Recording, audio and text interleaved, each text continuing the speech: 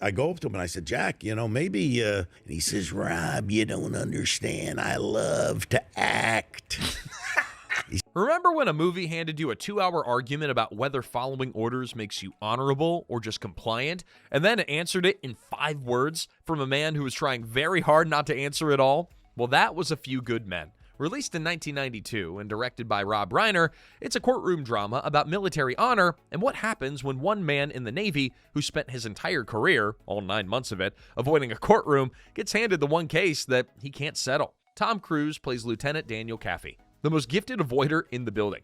Jack Nicholson plays Colonel Nathan R. Jessup, a man who treats accountability like a personal insult. Demi Moore plays Lieutenant Commander Joanne Galloway, officer who actually read the file. Kevin Bacon's a prosecutor who had to watch the other side win it. And Kiefer Sutherland played the one who looked like he'd spent his entire career waiting to say, yes, sir, to someone who hadn't earned it. And today we're going to count down 15 weird facts about A Few Good Men. And stick around for number 1, because the real case behind the movie has an ending the film never touched. One of the Marines from that night in Cuba walked out of his own house in 1994 and was never seen alive again. But before we jump in, don't forget to like and subscribe to remember when. Unlike Lieutenant Kaffee, we're not trying to avoid the case. All right, you want the truth? Well, you can't handle the truth. Let's go find it anyway. Number 15, the first draft was sketched on napkins. Aaron Sorkin graduated from Syracuse in 1983 and moved to New York to become an actor. In practice, that meant dressing as a moose in Times Square to hand out flyers, delivering singing telegrams around the city, and tending bar at the Palace Theater on Broadway. Of the 3, that was the steady gig. 8 times a week, he served the crowd at La Cage aux Folles, a smash hit that ran 1,700 performances. They rushed the bar before curtain, rushed it again at intermission, and then vanished into their seats, leaving Sorkin an hour of near silence during the first act. That gap was his writing window. He'd write on cocktail napkins, he'd pocket them at the end of each shift, and would go home to an apartment full of roommates, empty his pockets onto a desk, and then type whatever was on them into a Macintosh that the whole apartment had chipped in to buy. The story itself came from a phone call with his sister Deborah, a Navy JAG officer who was headed to Guantanamo Bay to defend a group of Marines in a hazing case.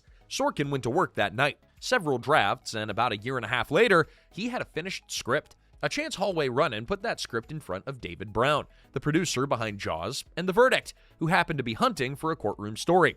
Brown bought the film rights before A Few Good Men had played for a single paying audience. Sorkin's cut reportedly landed well into 6 figures. When the play finally opened on Broadway, it ran 497 performances. The film made $243 million. The napkins went in the trash, but not bad for a guy who came to town to act and ended up writing the whole thing between drink orders. Number 14, George Costanza was signed on. Now, Kevin Pollak plays Lieutenant Sam Weinberg, and he's great at it too. Dry, deadpan, the defense team's third voice, and its best comedic timing. But he wasn't their first choice. Rob Reiner originally wanted Jason Alexander, who was tied up shooting this new sitcom over at NBC. Alexander was available, he was interested, and production moved ahead on the assumption that the sitcom would free him up soon enough. Then, NBC renewed it, and just like that, he was out. Pollak stepped in and nailed it. Bone dry, perfectly timed, the closest thing that the defense table had to a sense of humor. Alexander, meanwhile, well, he bet his availability on a show that the whole industry figured was already circling the drain. You can guess, that sitcom was Seinfeld. It ran 9 seasons and went out with a finale something like 76 million people showed up for. He bet on the long shot and won. He just lost a Jack Nicholson movie doing it.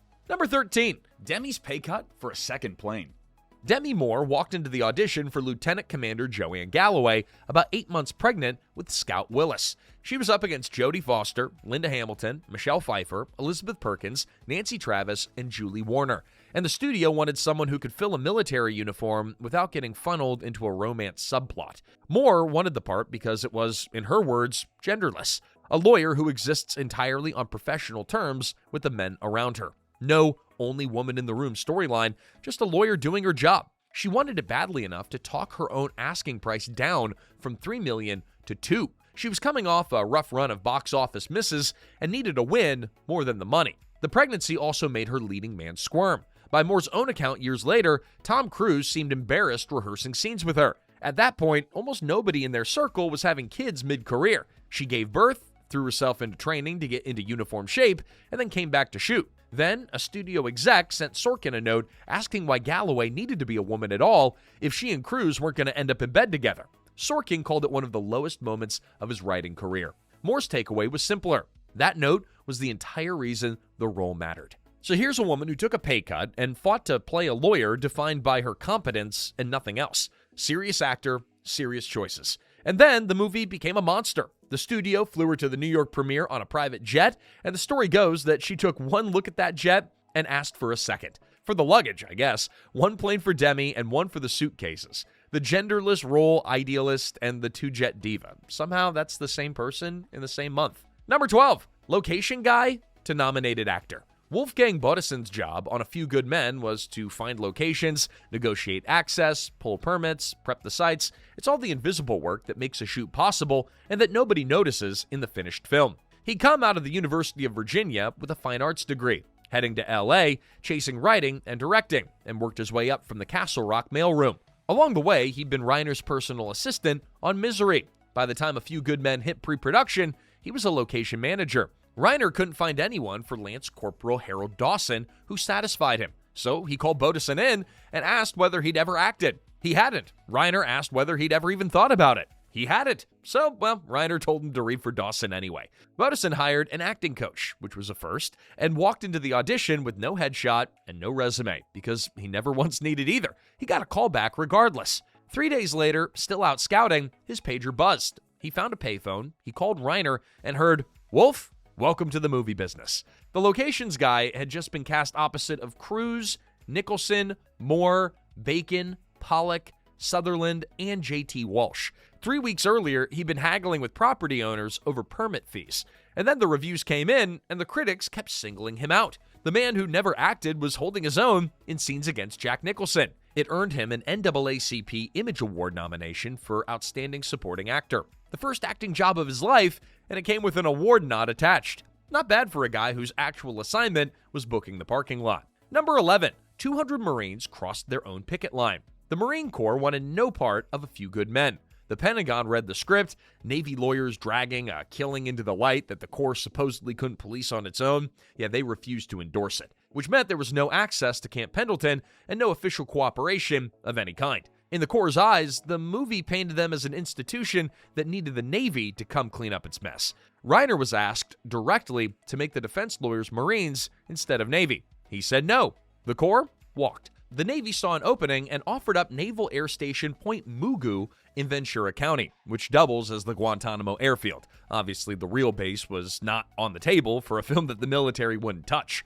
And then the punchline. 200 off-duty Marines turned up as paid extras. The institution wouldn't cooperate, but its own people drove out to California, collected a check, and then put the uniform on for the cameras anyway. There's also a small matter of the title. A Few Good Men had been Marine recruiting language for generations before Tom Cruise ever set foot in that courtroom.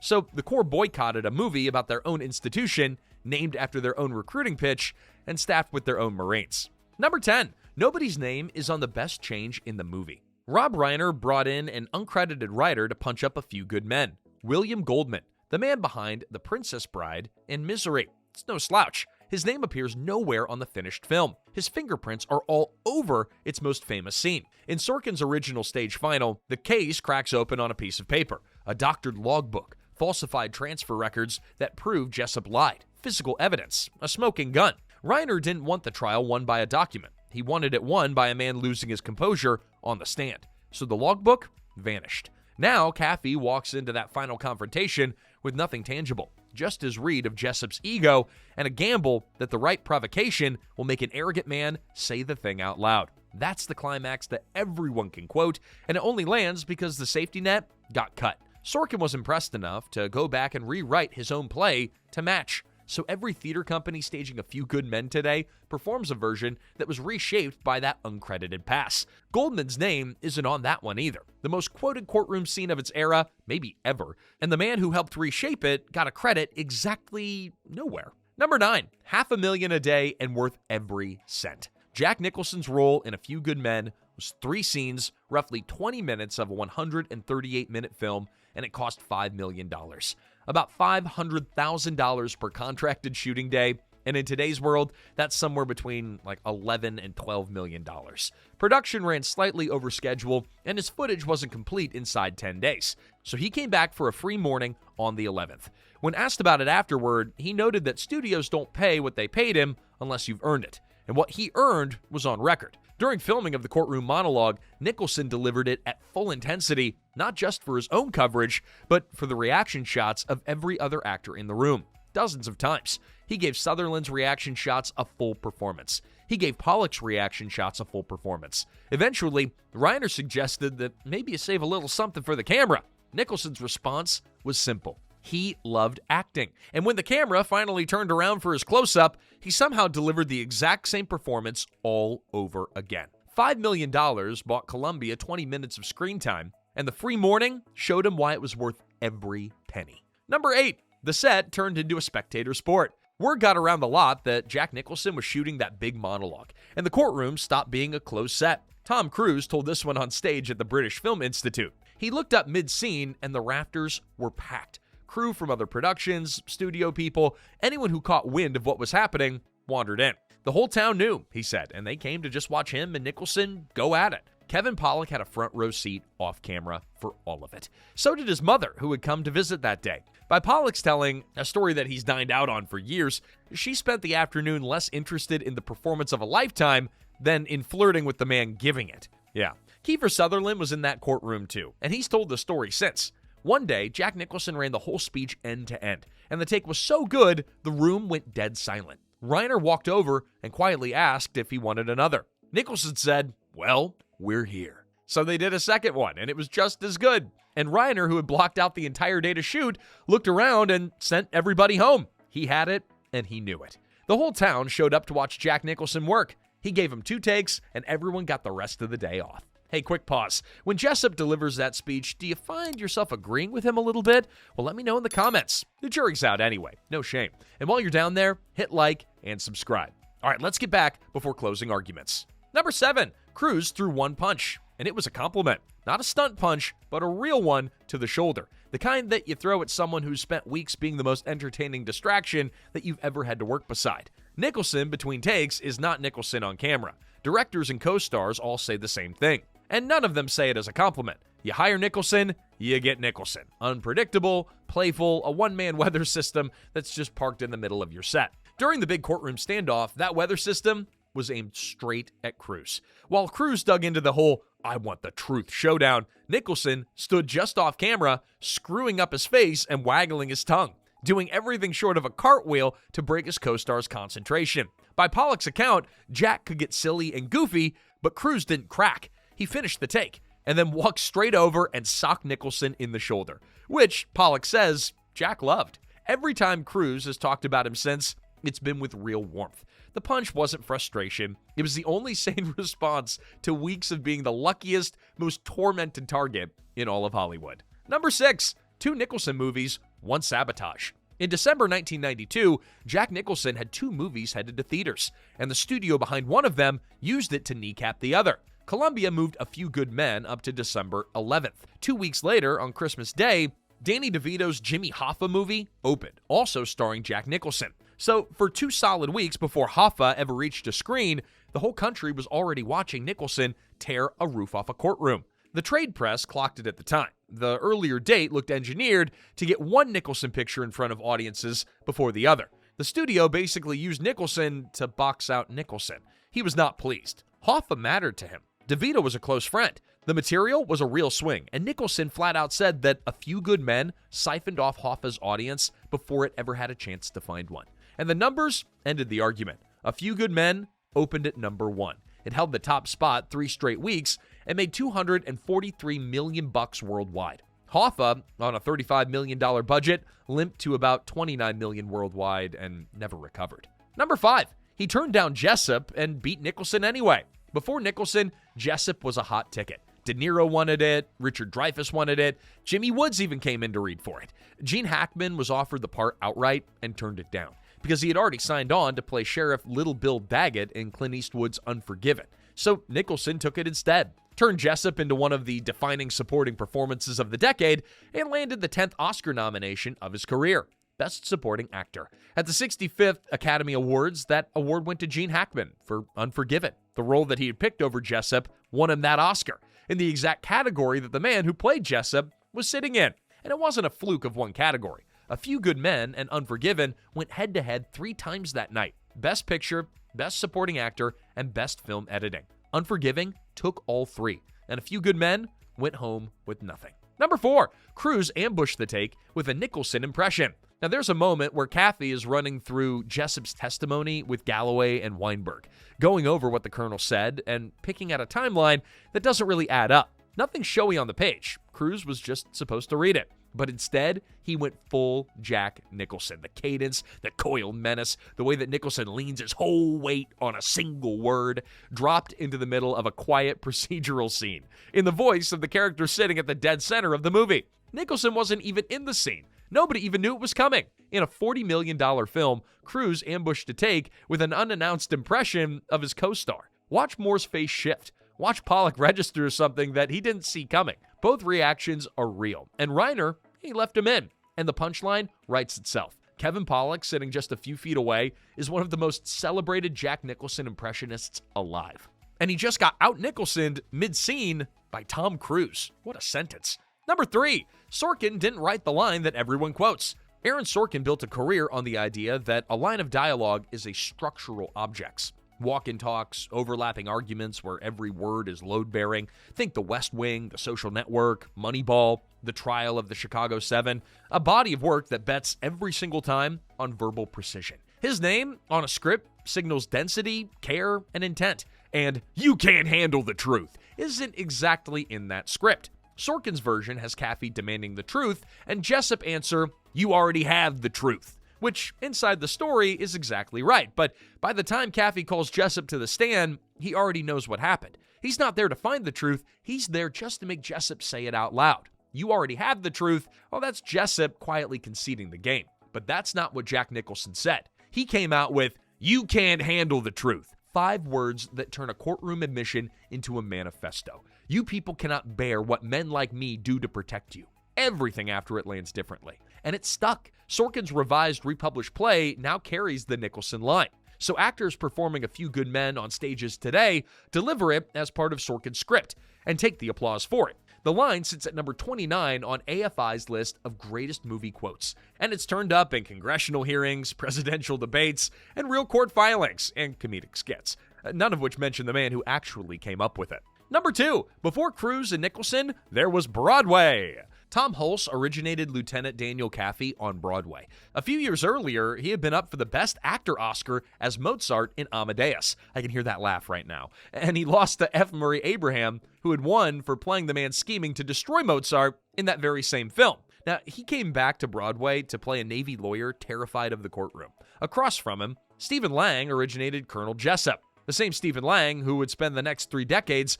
becoming one of Hollywood's most committed screen villains, all the way up to Colonel Quaritch in Avatar, the antagonist of the highest-grossing movie ever made. They built these roles from nothing, on a stage in front of live audiences for a production that ran more than a year. And when the film came together, neither one made the cut. Tom Cruise got Kathy, and Jack Nicholson got Jessup. Hulce drifted away from acting over the following decade and moved into producing. Lang went the other way, deeper into film, deeper into the villainy, and eventually to Pandora. Neither name appears anywhere on A Few Good Men. So Cruise and Nicholson collected the applause, the Oscar noms, the immortal line, for 2 roles that had already been alive on Broadway for over a year. The men who created them got to watch it happen from the cheap seats. Number 1, the real story starts where the movie ends. Now, the movie needs a dead Marine. No death, no murder charge, no court-martial, no Jessup on the stand. So Sorkin invented Private Santiago and built him out of a real Marine named William Alvarado. Here's the part that the movie skips. Alvarado lived. In the real 1986 incident at Guantanamo Bay, he was bound and gagged by fellow Marines who had thought he had reported them for firing across the fence line. He was hurt, but he recovered and walked away. Sorkin turned survival into murder because the play, it needed a body. That's where the film ends. The real story kept going, just not for the man you'd expect. One of the Marines that were court-martialed for the actual incident was David Cox. Convicted of simple assault, he served his time and was honorably discharged in 1989. He went home to Natlick, Massachusetts. He took a part-time job at UPS while he waited to hear about a full-time spot in loss prevention. Ordinary life. When A Few Good Men blew up, Cox recognized his own story on screen and was not happy about it. He talked to reporters, went on the radio, and decided to join other Marines that were suing Castle Rock, pointing to specifics right down to the rag used as a gag, as proof that the story had been lifted from their lives without permission. The studio called the claim meritless. Of course they did. Then, one January morning in 1994, Cox, he left his house and never came back. His truck sat in the driveway, keys still in it, an uncashed paycheck on the dash. The one thing that he had taken was his Marine Corps jacket, which he almost never wore. 3 months later, a canoeist on the Charles River spotted him on the bank. He had been shot. Investigators called it an execution. His wallet and cash were untouched. So robbery was off the table. No suspects, no arrest, and no proven link to the code red, the lawsuit, or the movie. The case is still open, which means the most unbelievable part of A Few Good Men is the part that never made it into the script. And there you have it, everyone. What a way to end our 15 weird facts about A Few Good Men. Which one landed the hardest? Drop it in the comments. For me, it's probably the actual murder. And share this with someone who still does the Nicholson voice whenever they think they're making a serious point. I know I'm guilty. And until next time, if this goes to court, they won't need a lawyer. They'll need a priest. This is Remember When.